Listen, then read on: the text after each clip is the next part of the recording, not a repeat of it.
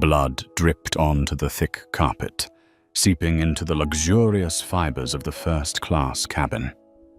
Dr. Malik Carter, dressed in an elegant ash-gray suit, was dragged like a criminal under the stunned eyes of dozens of passengers holding up their phones to record every second.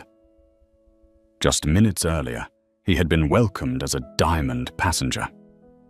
Now he was being forced out of seat 1A, all because he had said a simple sentence: "This is my seat." In that moment, the cabin air froze. No one could believe that a man so impeccably dressed, with calm eyes and polished manners, could suddenly become the center of such a violent confrontation. But Malik knew better. This was not the first time he had been forced to prove that he deserved to sit in the place he had paid for. Malik Carter was born in South Chicago, where dark alleys and ambulance sirens never slept. His father had been wrongfully convicted, spending 10 years in prison for a crime he did not commit. His mother, a thin woman with calloused hands, worked 3 jobs to keep their crumbling apartment from being seized by the bank. It was in those fractured childhood years that Malik learned 2 truths etched deep into his being. Education was the only ticket out, and the system was never designed to favor people with skin like his. By 16, Malik had turned himself into a programming prodigy. In a community room filled with old computers, he spent night after night until the guard forced him out.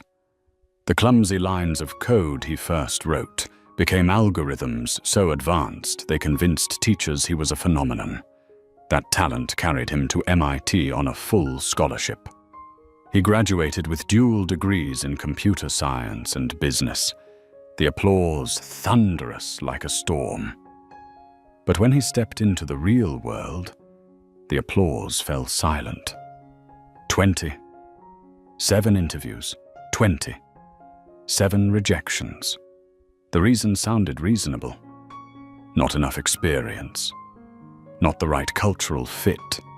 But Malik always saw the fleeting look in their eyes, the surprise when he walked into the room. No one admitted it outright, but he understood. The problem was never his resume. It was his skin. In the end, he chose his own path. From his cramped apartment, Malik founded Aegis Shield, a cybersecurity company built with the small inheritance from his grandmother. He had no office, no team, only an old laptop and a hunger to prove himself against a world filled with doubt. Then came the moment that changed everything. A Fortune 500 corporation was under a massive cyber attack that no one could stop. Aegis Shield accomplished the impossible, shutting down the intrusion in just hours. From that moment, Malik was no longer an outsider. He became the gatekeeper of an entire industry. 3 years later, Aegis Shield had grown into a billion-dollar enterprise, defending the data systems of banks, hospitals, even governments. Magazines hailed him as the Guardian, the man who built firewalls not only with code, but with a belief that technology could protect those who had always been abandoned. At 38, Malik had reached heights he never dared to dream of as a boy. But on that fateful flight, surrounded by leather seats and sparkling champagne, he faced a familiar battle, proving that he belonged there. Walking through security at O'Hare, Malik remained calm. A tailored suit, Italian briefcase, platinum credit card, everything signaled he was a high-tier traveler. Yet the TSA agent still pointed directly at him. "Sir, additional screening."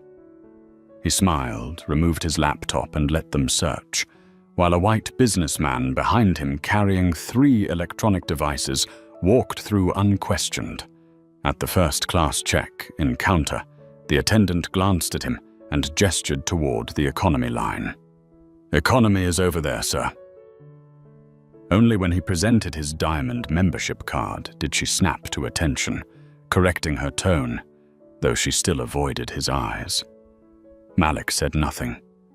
He was used to that look, used to the fleeting doubt that cut like a cold blade and left scars deeper than it seemed. He simply smiled, nodded, and entered the Diamond Lounge, knowing that even there he would be treated like an intruder. And he was right. When the staff scanned his membership card, her smile faltered for half a second. A needless question slipped out. "First time in our lounge, Dr. Carter?" Malik handed over his documents.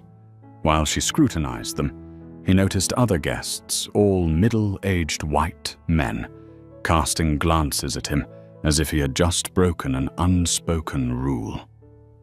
Malik sat quietly in the corner, opening his laptop to prepare for his important meeting in New York. He did not yet know that just hours later, his name would flood the headlines, not as the guardian of cybersecurity, but as the black man dragged from seat 1A. Out there, people still believed power was money, titles, and thunderous applause.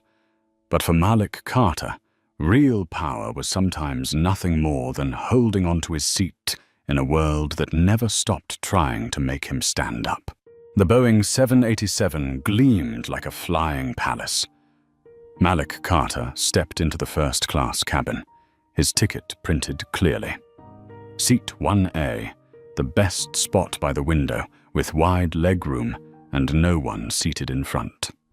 He placed his leather briefcase overhead, adjusted his tie, and prepared to let his mind settle before an important meeting. A glass of champagne was set on the small table. Sophie Kramer, the lead flight attendant, smiled with professional polish. "Welcome, Mr. Carter. We are honored to serve you today." Malik returned a faint smile, but he noticed how her eyes flicked briefly over his luxury watch and Italian shoes before she turned away.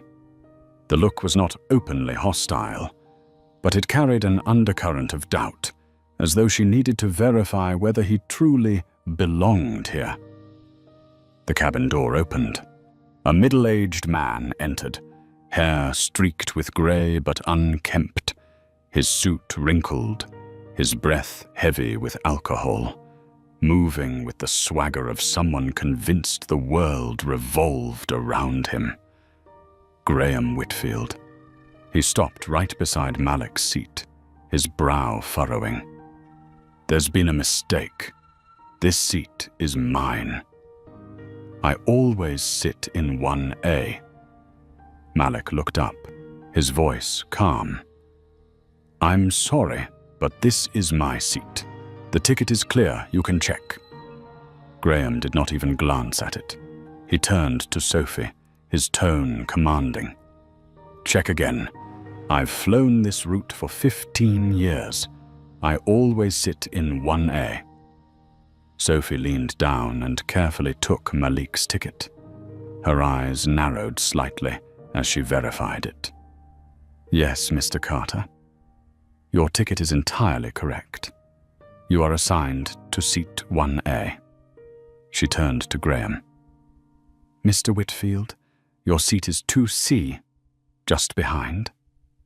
A beat of silence, then Graham's face flushed red. "I'm claustrophobic. I cannot sit in an aisle seat. He can switch with me." His tone carried the weight of entitlement, as if Malik were just an inconvenience blocking the way for a real frequent flyer. Sophie's smile tightened, and she turned back to Malik. "Mr. Carter, perhaps you could consider it. This is a long flight, and Mr. Whitfield is one of our regulars." Around the cabin, other passengers began to take notice. Malik could feel the eyes on him, half curious, half expecting him to yield. He drew a deep breath, his words calm but resolute. "I chose this seat for a very specific reason. I need the space to prepare for an important meeting. I will remain in seat 1A. Sophie's smile froze. Graham snorted, muttering loud enough for everyone to hear. Ridiculous. Someone like this sitting in my seat. Those words, someone like this, echoed inside Malik's mind. He had heard them before, in job interviews, at the bank counter, in boardrooms where he was the only one with dark skin. And now, even as a billionaire CEO, a diamond tier member, he was forced to face the same familiar refrain. "You do not belong." Malik locked his eyes on Graham, his voice low but unyielding. "Seat 1A is mine, and I will sit here." In that moment, the entire first-class cabin fell silent. The sound of luggage shifting, the whispers all stopped. The atmosphere tightened like a drawn string. Sophie hesitated, then turned away to prepare for takeoff. Malik closed his eyes, forcing his heartbeat to steady.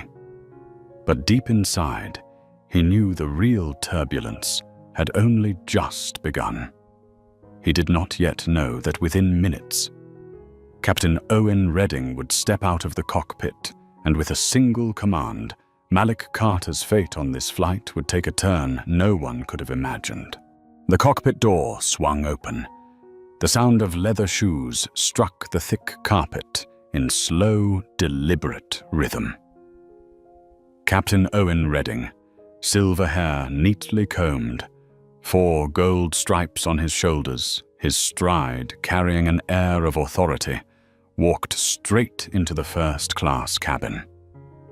The space fell silent at once, as though every breath had been caught in his presence. His eyes swept the room before landing on seat 1A. Malik Carter sat upright, gaze calm, but hands clenched slightly on his knees. Across from him, Graham Whitfield allowed a smirk to curl across his face, like a child who had just called for his father to settle an argument. "I've been told there is a seating issue," Redding said, his voice deep and heavy, like a gavel striking down. Malik raised his ticket to eye level with the captain, his voice clear. "There is no issue from my side. This is the seat I booked, seat 1A. Redding glanced at Whitfield, catching the man's expectant nod before turning back to Malik. "Missy, Whitfield is a loyal passenger. He flies this route every week. He has a medical condition that requires a window seat. I am asking you to switch to 2C as an accommodation." The atmosphere shifted uneasily. Some passengers lowered their heads, pretending to read newspapers, while others discreetly lifted their phones to record. Malik could hear his own heartbeat pounding, yet his voice remained steady. "I am also a Diamond status passenger. I booked and confirmed this seat in advance. I see no safety reason to move." A thin smile passed over Graham's lips, convinced he had won. But Malik did not yield. Captain Redding's brow furrowed, his tone hardening. "I am the captain. When I ask, it is not a request. It is an order." The cabin froze. Sophie Kramer stood nearby, tray still in her hands, her eyes flickering with unease, but her lips sealed. Graham folded his arms and leaned back, savoring the scene like an audience watching his own play unfold. Malik drew a deep breath. Eep. In an instant, memories surged. His father shackled in a courtroom, his mother's vacant stare in the courthouse hallway, the years he had bowed his head, enduring suspicious looks to avoid trouble. But today, here in this cabin under so many eyes, he knew he could not bow his head again. Malik spoke slowly, each word dropping heavy as stone into a still lake. I respect your authority over the safety of this flight, but this is not about safety. This is about fairness, and I will remain in the seat I paid for, the seat I was assigned. A silence fell. Then Redding leaned closer, his words clipped and sharp. If you refuse, I will consider you a disruptive passenger, and you will be removed from this aircraft. The tension snapped like a wire. A few passengers gasped softly. The sound of phone cameras recording filled the air, dozens of digital eyes fixed on the standoff. Malik lifted his chin, his gaze unwavering. If that is your choice, then everyone here will witness it. I have done nothing wrong. I am simply sitting in my seat. In that moment, seat 1A was no longer just a place to sit. It became a battleground. On one side, entrenched privilege and arrogance. On the other, dignity, resolve, and the weight of an entire life spent being denied. And the real fight had only just begun. The air in the first-class cabin grew so heavy it was hard for anyone to breathe. Captain Owen Redding stood tall, his voice booming like a final judgment. Mr. Carter, this is your last chance. If you do not move, I will have to call airport security. Whispers rippled through the cabin like waves. A few passengers pretended to look down at their newspapers, but their hands trembled as they pressed record on their phones. Invisible lenses captured every gesture, every breath of this moment. Malik sat still, his back pressed into the soft leather seat, but inside he burned with fire. He remembered his father, wrongfully convicted simply for daring to resist. He remembered his mother's weary eyes, and all the times bank employees stared at him like a stranger when he withdrew money from his own account. How many times had he chosen silence just to avoid trouble? But today, under the watch of so many eyes, he knew he could not stay silent. He raised his head, his voice calm, yet unyielding. I am not being disruptive. I am sitting in the seat I booked and paid for. If you call security, everyone here will see the truth. That a passenger, following every rule, is being treated unjustly just to please someone else. His words cut through the silence like a blade. A few passengers nodded slightly. A young woman across the aisle discreetly raised her thumb in support. But Graham Whitfield ground his teeth, his face red with fury. This is ridiculous, Graham snarled, loud enough for the whole cabin. I fly this route every week.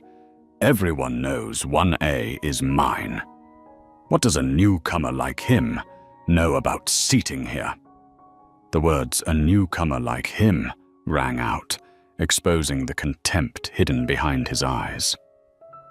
Sophie Kramer, the lead flight attendant, stood frozen between the two forces, her gaze darting nervously, waiting for the captain's cue. Redding lifted his hand, his voice cold as ice. Call security. Sophie hesitated, then bowed her head and picked up the intercom. Her voice came soft but clear. We need assistance in first class. A passenger is not complying with instructions. Malik's heart pounded, but his face remained unmoved, carved in stone. In that moment, He heard seats shifting, saw more phones lifted higher, their cameras aimed straight at him. The entire cabin had become a stage, and he, the unwilling main character. Minutes later, 3 security officers in black uniforms stepped in. Their shoes struck the floor in firm, deliberate rhythm. The passengers held their breath. Malik clenched his fists, blood rushing to his temples. "Sir," one officer said, his tone both rigid and uneasy, "please gather your belongings and come with us." "May I ask why?" Malik replied, his eyes steady, glowing with calm defiance. "I have not violated any regulation. I am simply sitting in the seat assigned to me." The lead officer glanced at Redding. The captain gave a single nod. That was all it took to transform a rightful passenger into a disruptive threat in the eyes of aviation law. In that fleeting instant, Malik understood. This was not about a seat. This was a test of whether he had the courage to stand against injustice, even knowing the outcome would be harsh. He drew a deep breath, his voice resonant enough for all to hear. "You can take me off this plane. But remember, this truth is being recorded, and it will not disappear when I step off." A shiver ran through the first-class cabin. Graham's face blanched for a moment, while Redding clenched his jaw, straining to maintain authority. But Malik, surrounded by security, no longer felt alone.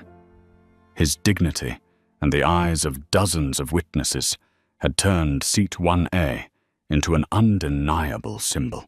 The thud of boots on the floor grew heavier with each step. 3 security officers closed in, surrounding Seat 1A. Phones rose higher, screens glowing like electronic eyes, ready to expose every move in the cabin. "Sir, this is your last chance," the lead officer barked, his hand hovering near the steel cuffs. Malik Carter lifted his chin slightly, his voice calm, resonant, and frighteningly steady. "I am not resisting. I will leave the plane. But there has been nothing disruptive here.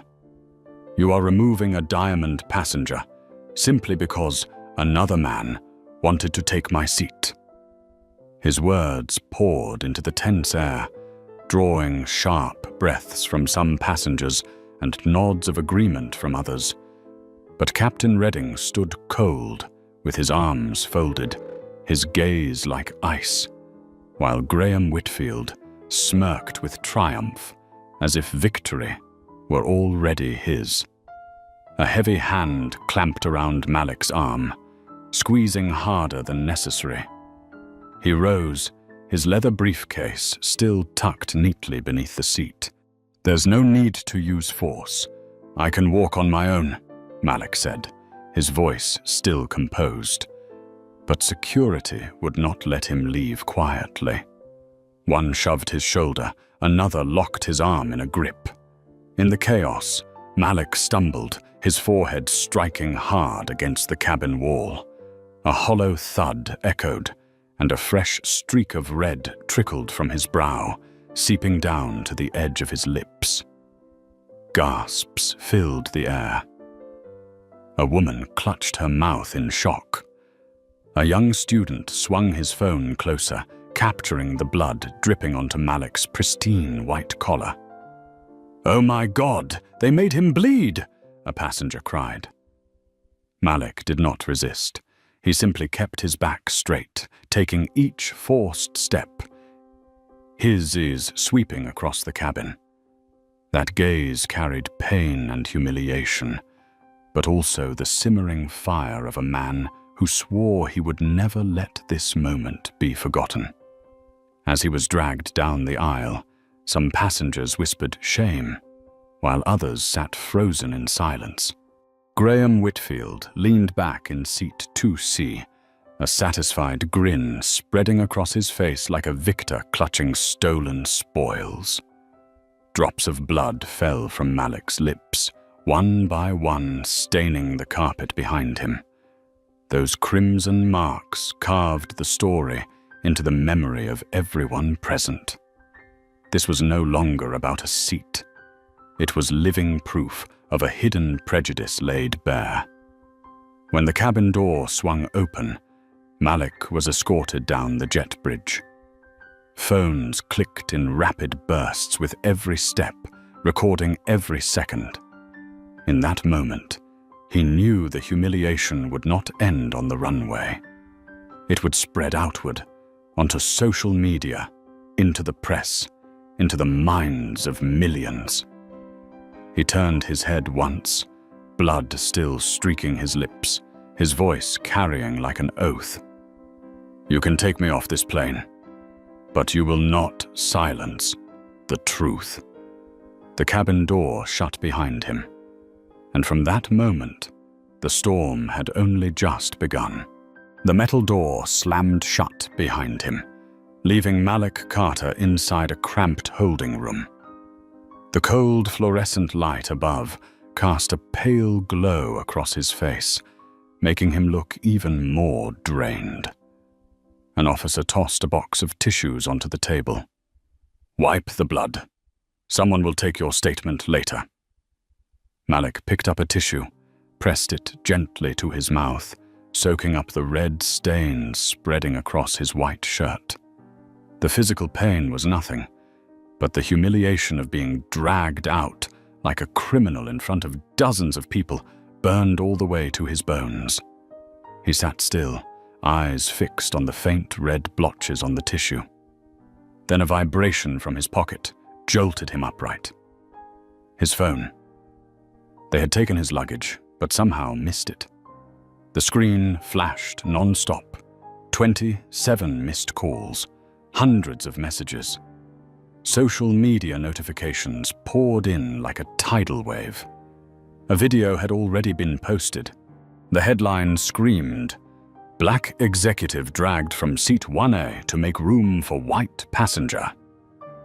The clip lasted less than 2 minutes, but it was enough to ignite a firestorm.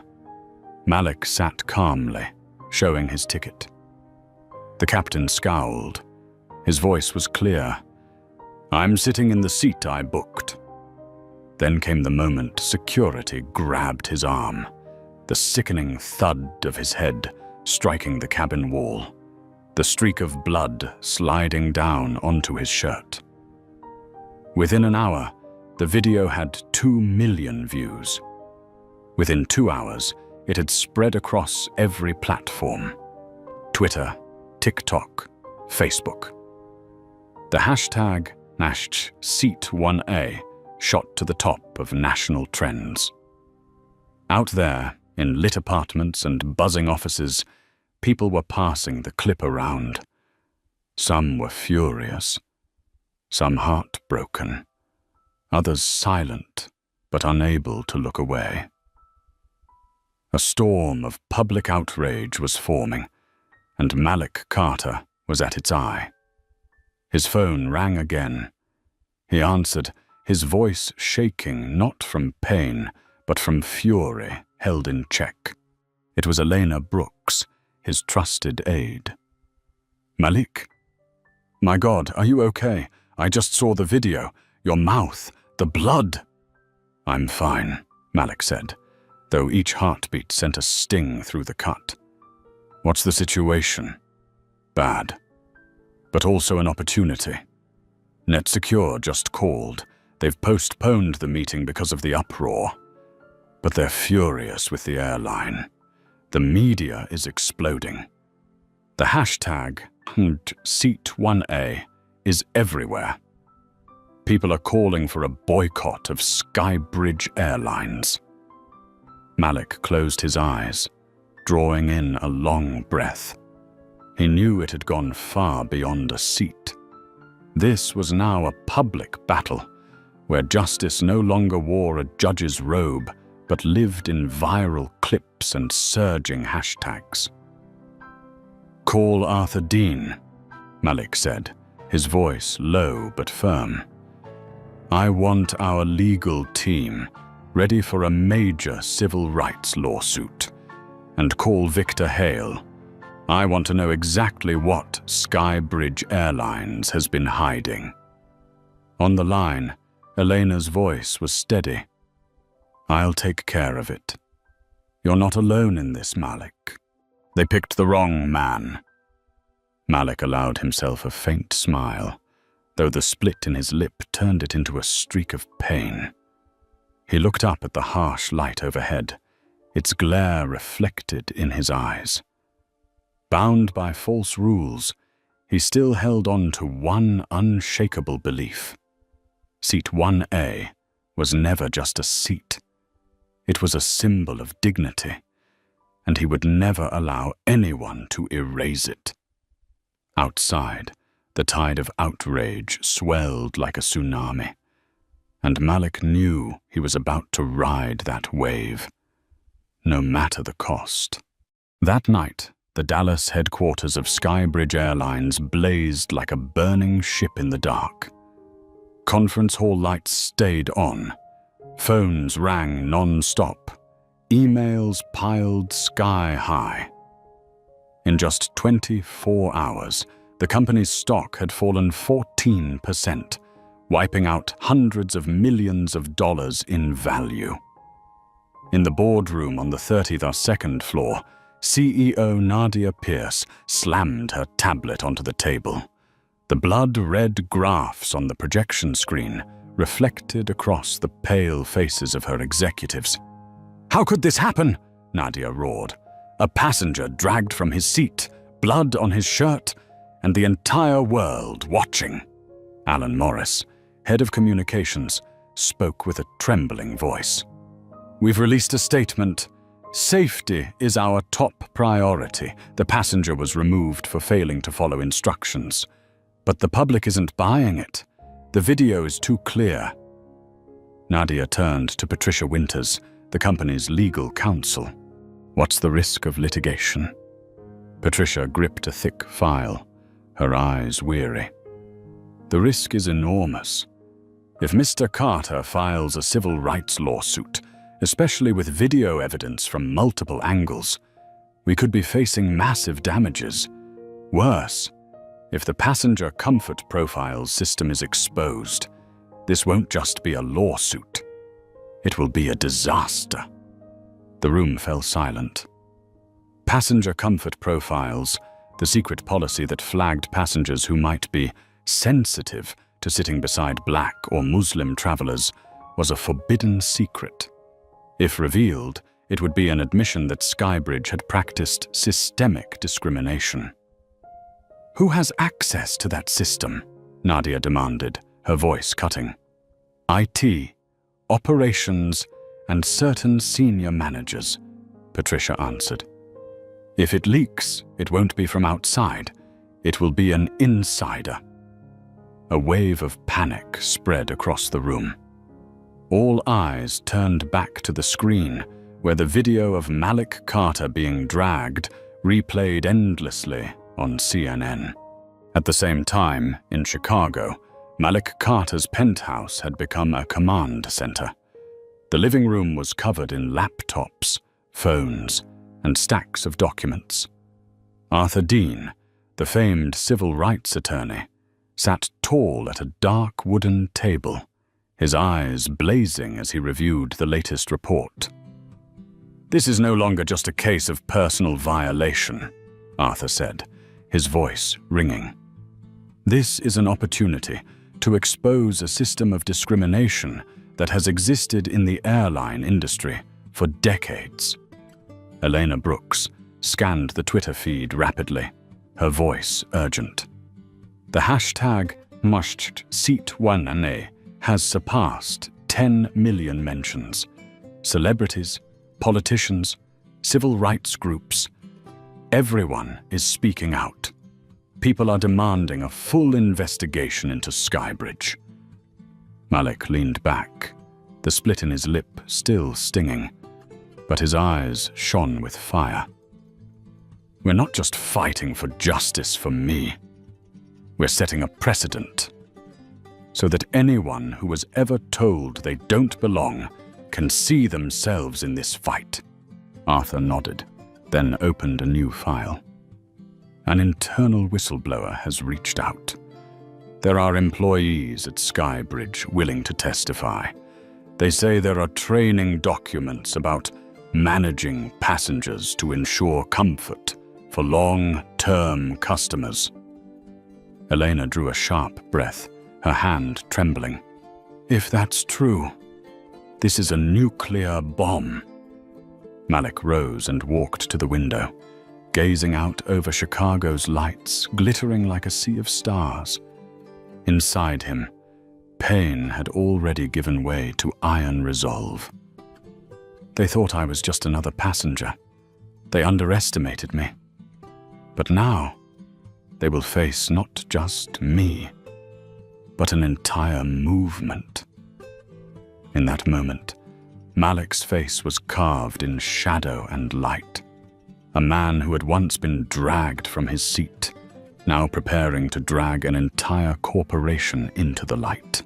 The next afternoon, a hastily arranged meeting took place in a discreet conference room in downtown Chicago.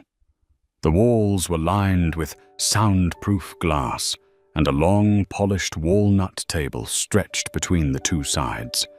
They did not sit as airline and passenger, but as two opposing forces in battle. On behalf of Skybridge Airlines, Patricia Winters, legal counsel, flanked by 3 uniformed grey, suited lawyers, their faces cold as stone. Across from them, Arthur Dean, renowned civil rights attorney, and Malik Carter, his lip still split and marked with dried blood, but his eyes glowing with a quiet fire. Patricia opened her laptop, her voice flat without a trace of emotion. Mr. Carter, Skybridge Airlines sincerely apologizes for the unfortunate incident on your flight. As a gesture of goodwill, the company is prepared to offer compensation, $7 million. In return, you will sign a strict confidentiality agreement and drop all claims. The number dropped onto the table like a weight. One of Skybridge's lawyers allowed a small smile, certain that the man who had been dragged off a plane would leap at the chance. Malik stared straight ahead, unblinking. His voice was hoarse, but every word was sharp. $7 million in exchange for dignity, in exchange for silence in the face of truth. Arthur leaned forward, his tone slow and deliberate. My client is not concerned with numbers. He is concerned with justice. The air grew thick. Patricia kept her calm expression, but her fingers tapped lightly against the table, the rhythm quickening. We can raise it to $10 million. This is our final offer. Malik laughed, short and dry. You want me to sign a gag order while the entire world is watching a video of my blood on a white shirt? Do you really believe money can bury the truth? Patricia's lips tightened, her professional smile cracking. Mr. Carter, be realistic. A drawn-out lawsuit will be costly, exhausting. Your company's reputation will also be dragged into it. Are you certain you want to go that far? Malik leaned forward, bracing his hands on the table, his gaze cutting across the space. I have spent years building my reputation. I am not afraid to risk it, if it means real change. What I want is not money. I want an independent investigation, full disclosure of all passenger comfort profiles data, and systemic reform under the oversight of civil rights organizations. All 4 Skybridge lawyers stiffened, their faces tightening. One shot up from his chair, nearly shouting, "That is unacceptable!" Patricia raised her hand, signaling him to sit, though her face had gone pale. "You are demanding the impossible." Malik rose, straightened his tie, his voice dropping low. "No. I am demanding what is necessary. If you refuse to change, then we will see each other in court." He turned and walked out, Arthur rising with him. The conference room door slammed shut, leaving behind a suffocating silence. Patricia sat frozen, her hand resting on the unsigned agreement. Outside, the media storm roared. Inside, they had just realized Skybridge was not facing a passenger. They were facing a man determined to drag an entire corporation into the light. That evening, when Malik Carter returned to his penthouse, the living room was already crowded. Not only was Arthur Dean's team of lawyers there, but new faces had also joined, tense, determined, and unyielding. A woman in a flight attendant's uniform sat tucked into the corner of the sofa, her hands tightly clasped. The name tag had been removed from her chest, but everyone recognized her as Sophie Kramer, the lead attendant of the first-class cabin on that fateful flight. The room fell silent. Malik looked at her, his eyes no longer cold as they had been on the plane, but carrying a mix of regret and fear. Sophie spoke, her voice trembling but clear. I cannot stay silent any longer. What happened to you that day was not an accident. It was part of a hidden policy we were forced to follow. Passenger comfort profiles, we were trained to make sure sensitive passengers sat exactly where they wanted, even if it meant removing someone else. Arthur leaned forward, his eyes sharp. "You are willing to testify?" Sophie nodded, her hands clenched so tightly her knuckles turned white. "I kept a copy of the training materials. I know this will destroy my career. But I cannot forget seeing you dragged out, blood on your shirt. I knew I was complicit in that injustice." The air grew heavy. Malik slowly stepped closer, placing a hand on her shoulder. "You are not alone. From now on, you will not stand on the sidelines." The doorbell rang. Elena Brooks opened it, revealing a thin man in a white shirt, nearly 40. He introduced himself as Daniel Foster, a former IT staffer at Skybridge. "I was fired last year for protesting the comfort profiles," Daniel said, his eyes sharp as a blade. "But before I left, I copied some of the data. It shows that black passengers were over 20 times more likely to be reassigned seats than white passengers." Arthur shot up from his chair, electrified. "This is the bomb we needed." Malik felt a surge of electricity course through his body. The grotesque pieces of the truth were falling into place. Not just a captain abusing his power, not just an entitled passenger. Behind it all was a system nurtured and protected by fake smiles and hidden policies. Elena looked around the room, her voice steady but resolute. "We are no longer just a small group. This is a movement, and Skybridge cannot smother it with a few $1 million. Malik took a deep breath.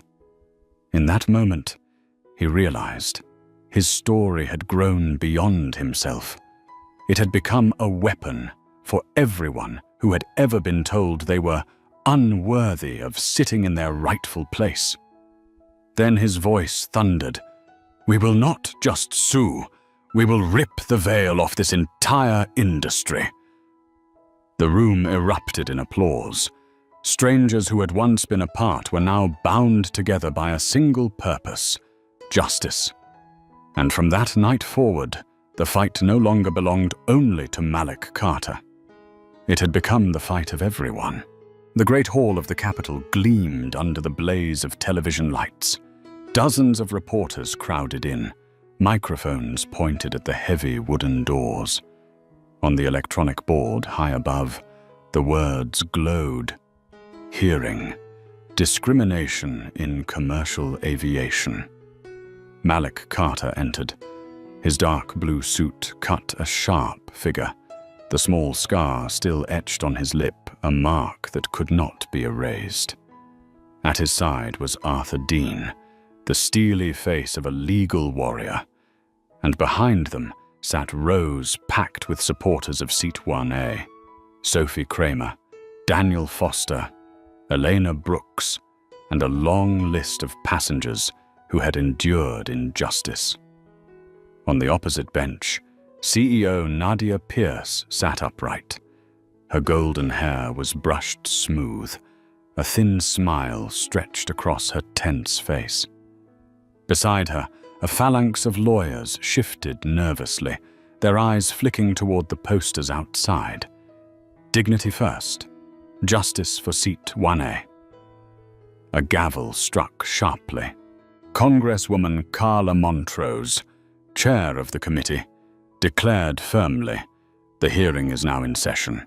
Today, we will hear testimony from Dr. Malik Carter, the central witness in the case that has shaken the nation." Malik nodded, stepped up to the microphone, and drew a long breath. His eyes swept the room, full of expectant stares. "Madam Chair, esteemed members, I am not here to tell the story of a seat being taken. I am here to speak about dignity. Seat 1A is just the tip of the iceberg.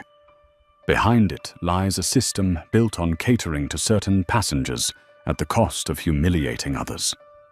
Cameras clicked in rapid fire. Malik continued, his voice low but resonant. "I was dragged from my seat, blood staining my white shirt, simply because I refused to give it up to a so-called sensitive passenger.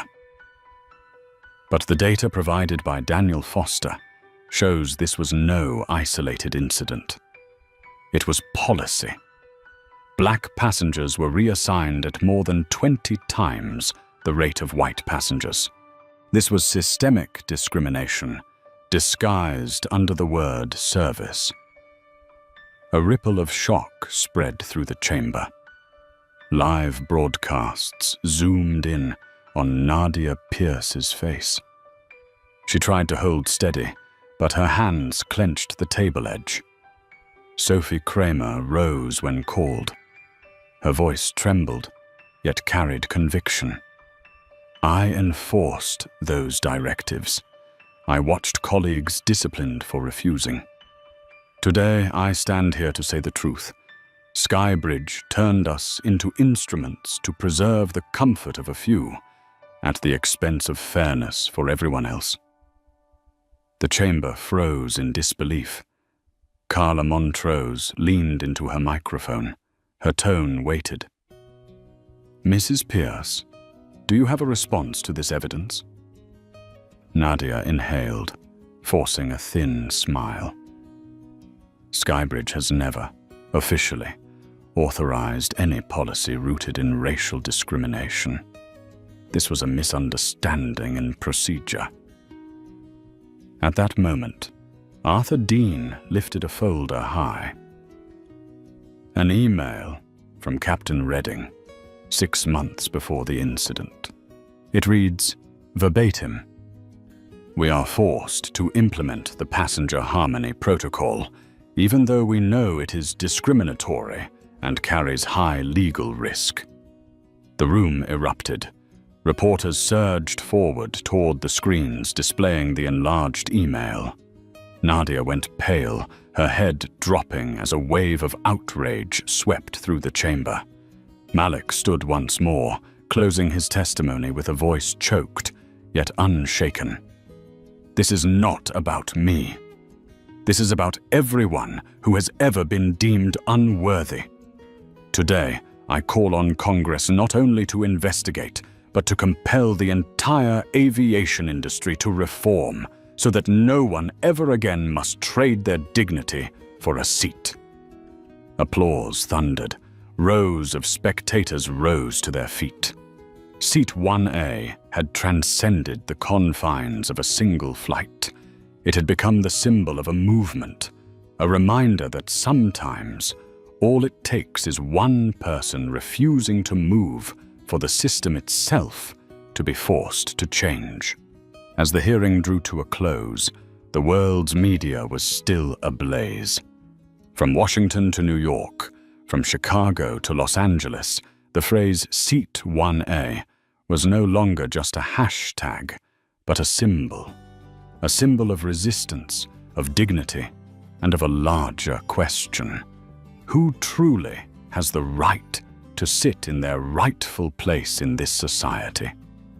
In the days that followed, Congress introduced a bill to reform the aviation industry. Skybridge Airlines was forced to release all of its data, dismantle the Comfort Profiles system, and sign a binding agreement to reform under independent oversight. Other airlines, facing mounting public pressure, also began to change. Malik Carter did not become a hero because he was wealthy or because his company was worth billions. He became a symbol because he chose not to rise from Seat 1A. That seemingly small choice became the spark that ignited an entire movement, and the message echoed far beyond the cabin of a single flight, that power is not always money or status, but sometimes the ability to say enough at the right moment, that staying silent to protect yourself may spare you from confrontation, but it will never save a system already rotting from within, and that justice is not a gift bestowed, but the result of steadfastness that refuses to back down. Looking back, Malik understood. The blood stain on his white shirt that day was not just a mark of violence. It was a crimson seal stamped into history, a reminder that sometimes one person quietly holding their seat can force not just a corporation, but an entire industry to change. And what about you? If you were in Malik Carter's Seat 1A, would you bow your head in silence or stand firm to protect your dignity? Leave a comment with 3 words: dignity first. And do not forget to like and subscribe to join us in telling more stories where a single small decision can shake the entire world.